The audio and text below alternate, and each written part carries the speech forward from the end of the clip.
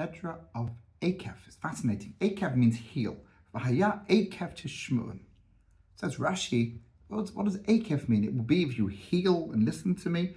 So Rashi tells us it refers to those mitzvot that you might trample on with your foot, the ones that are supposedly of less significance, the easy ones that just come to you. And the question is obvious, like, how do we know what's more important in any relationship?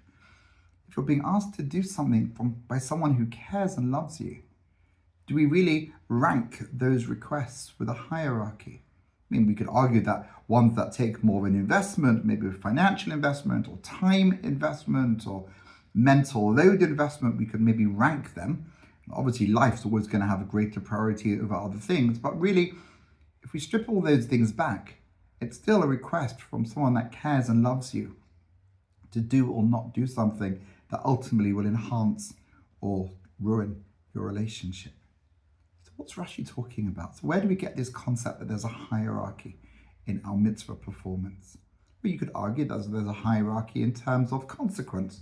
Commandments that one violates where the Torah presents more serious punishments surely must be more important than the others, which are just a simple no-no rather than a death penalty or a physical penalty back when those things were part of how society functions.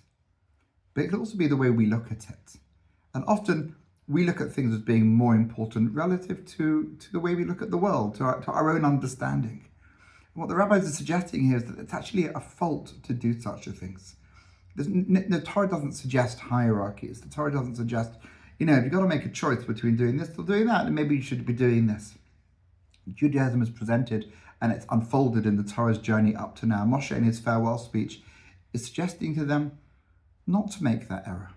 Keep all the mitzvot. Engage with all of them. Each one is a nugget. Each one can enhance our life, can transform us as a person, has the potential to transform a community into a better community, a nicer community, one that we ideally want to live in. We call that the times of the Mashiach, but we can create that world by recognizing that it's ours. This Torah is ours. It's the way we interact with the world. So, v'haya Ekev tishmu'un.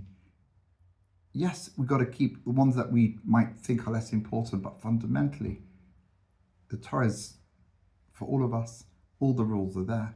Let's try and not trample on mitzvot, not walk over them, not think some are more important, some are less important. Let's make an effort as this Jewish year is slowly, gradually coming to an end. It's nearly time for the last month of the year. Let's see what we can do to enhance our Jewish experience. Shabbat Shalom.